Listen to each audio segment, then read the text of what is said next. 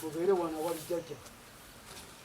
Akati ma tubadde twagala n'okutapaliye yesipirito neno bitunda naye nta babe mugongo tutumala okuyita mu kumewo ajjamu kabalirawo katugende ku KPM gundi Metropolitan Police nitutuuka ntubagamba nti oba anti corruption tetuyambye lwaki mwe mutuyamba ne bakola kyonna ekisoboka ne tubalaga court order etakkiriza muntu yenna kujja ku ttaka lino okujjako nga kooti egizeeki emaze okutawulwa Court order mwagifuna biseera ki?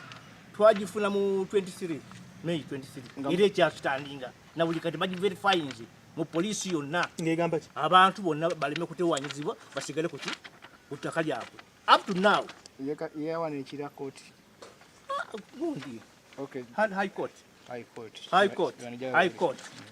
Court order weeri Kati ekibeewu sikulabika balita n'amagye ku ttaka ekitakkirizibwa balina abasajja bambala ovula emisana ekyo ne bakwata emmundu ne batabula ekitundu kyonna kati bwe twewogerera kaakati baafuyidde omuddo obuto wange obadde busigadde obadde buliira bagenda kuzimba kasooli ne twebuuza mu ttaka lyange lyenyo balambuza mulirabe ne twebuuza kiki ekigenda mu maaso era tugenda kukola tutya ffe ng'abawejjere kaakati ogenda okwetegereza ono gundi Magayino Beka bwe yakola gundi ya vesting order ne bagenda ne baddira ettaka vesting order yakolebwa Magayino Beka yagisayininga ng'etugamba nti banna ettaka lino ligenda kuddizibwa wagumbulizi. Olunaku lwe lumu Magayino Beka n'atransferinga ettaka lino mu mannya ga Badogi Ismail. We understand Badogi Ismail is a special political assistant owa speaker. Madamu speaker wonna wooli njagala owulire speaker owaffe tulina bameka owa parliament ngambye speaker senga ati deputy muveeko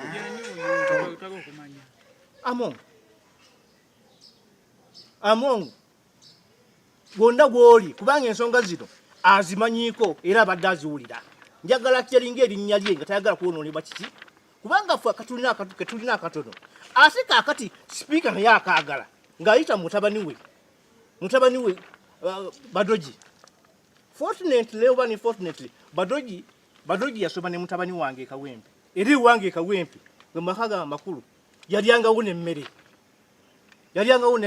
naye nasobodde okufuna omukisa mutabani we n'amumpa nenjogera naye n'agamba nti bamutomeza bawagumbulizi nomugamba nti babakutomeza why don't you cool down tumalize ebintu bya kooti bigwe tulabe kigenda mu maaso ekyaddiridde kuleeta abasajja bafuuyira muddo kuleeta abantu basimba kasooli kwegamba ngaga nti tojja kutusobola fe awali speaker awali ne general mwe muzannya buzannyi akati awo yembeera gye tulimu eteeka okuba nga nzibu nnyo twagala buyambi okuva with excellence the president ye yekka kakati asobola okututaasa kuba kakati kirabika amateeka tegakyakola anti corruption twateekayo emyaka erina down the road nothing is being done tugenze ku Metropolitan Police twandibayambye naye bali abasooka mu fayiro bagamba ki lipooti yaabwe egamba ki waliwo okubagana empawa mu ngeri efaanagana bwetyo ate nga sipiika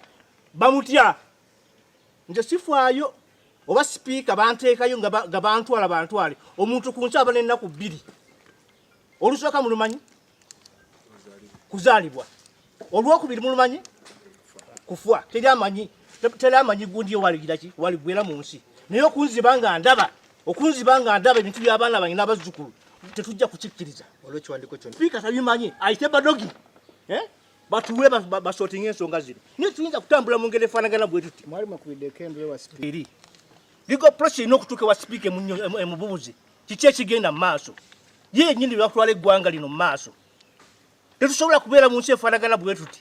Tujja kubeera mu kubala eggwanga lyaffe, tujja kuvaamu. Tetujja kuvaamu, ekyo mbabuulira.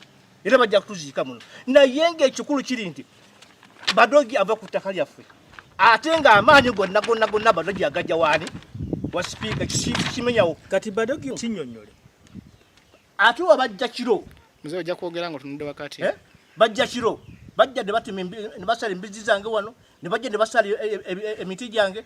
Giri emiti egya ettaka eryo naligula ebbanga ddene nasooka busenze ebbanga ddene kakano okutuusa ate mu mwaka gwa 5 oba 5 mu gumwawo nendigulira ddala ettaka eryo nengula eryo nalibyonna nendigula nga ndigula ku nanyini ettaka eryo olinanyini ryo Sebina yafa dda Sebina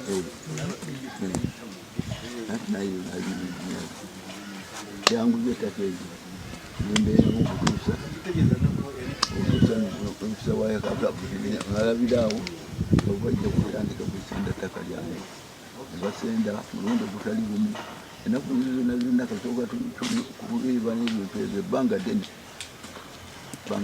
bajjanze emunange Sebina oli bonna bwesebonebatuyabonya ana babonyabonya kuteeka empuka nemukayanja mpulirawo abalala bangi ekikyalaba bangi awali ku nsonga eyo wangi Kikyo waleetaze nandyetaaze kunyamba kunwanira ettaka lyange balivugeeko baliveeko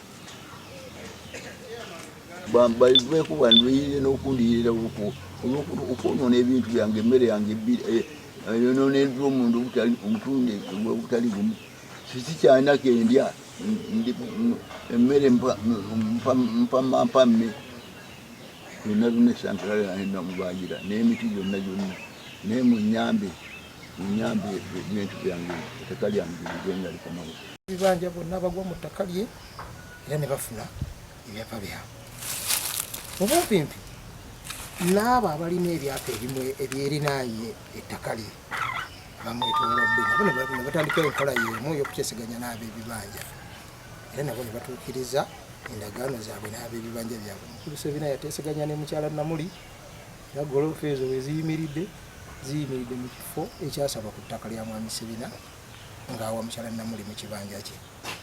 Eruuyi eri waliyo bamama Mmeere era nabo baatuuka ekiseera ne bakkaanya ne bamukulu Spirit ennyumba gy'atwala ne bakkaanya ne mwami Sebina naye n'abawaako ekitundu kyabwe.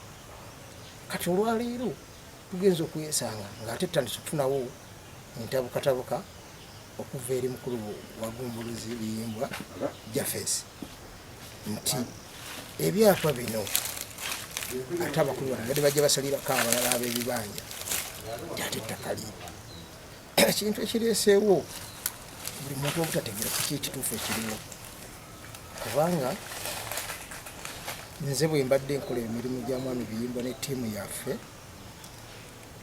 era omwami Sebina bwe yali anoonya kuba konta abayinza okumuyambako okwogerezeganya n'ab'ebibanja be ate era naye yanoonya nze nentandika okutuukirira abantu abo nangamba oyo nayogedde naye era twakkanyiza bwe tuti era gendayo olungamye ensalo ze walina okukola ki kuyita. Kati mu luvannyuma ennyo abamu ku baaweebwa ebyapa nga maama Mmeere mukyala Namuli yatandika okutundako ku ttaka lye eryamuweebwa mukulu Sebina mu mbeera enzibu ennyo eryasigalawo erya mukulu Sebina eritandika okufuna obulumbaganyi nti lya mukulu Biyimbwa. Yagezaako okumunnyonnyola nti ettaka lyange lye nagula sirigulangako ku ggwe nga kulijeemuyo. Kitaawo yaliguza abantu ab'enjawulo nze wesaali kubanga erimu baaligula mu myaka gya 80 n'omusobyo erimu ndowooza ne bajja baligula mu gy'ekyenda awo nayo 9 ng'atambuddeko. Mukulu Sebina naye najja n'aligula oluvannyuma ng'aligula ku abo abamu nga gwe nategerako waye nalabako ku bizinesi ze ezaaliko ye yali mukulu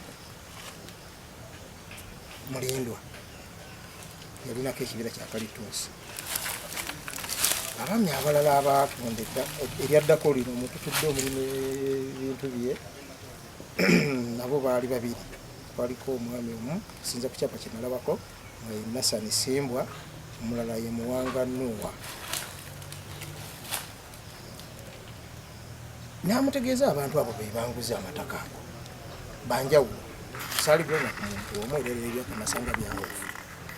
Olw'obwetaavu bwange nze netandika okusalamu kulisa ebina yasalamuko ku biri ebyapandooza nga bibiri ebya Kalitunsi nebino ebiri ekyengulu eno era nali yasalamu byapa biri. Eky'ennaku nganze nafuna okusoomoozebwa nali mupunta wa famire eri